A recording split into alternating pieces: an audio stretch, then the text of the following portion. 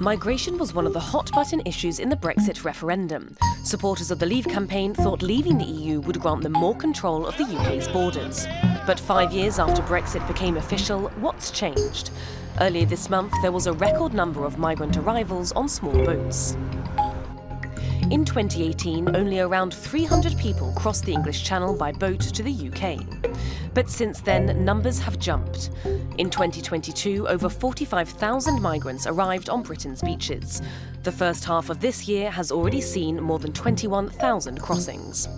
As a result, more and more people are applying for asylum in the UK. There were more than 100,000 claims last year alone, the highest level since the 1970s. And this is also due to Brexit.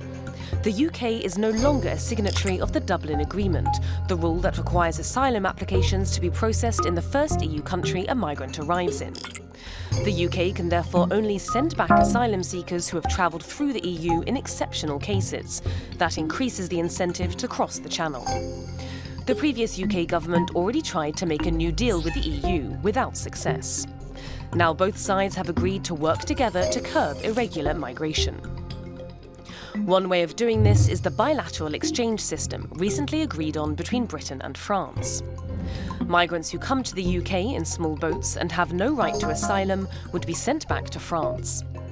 In return, the UK would take in the same number of migrants from France who do qualify to stay, either through their nationality or because of family ties. Watch this week's episode of Arte Europe Weekly to find out more about the UK's reset with Europe.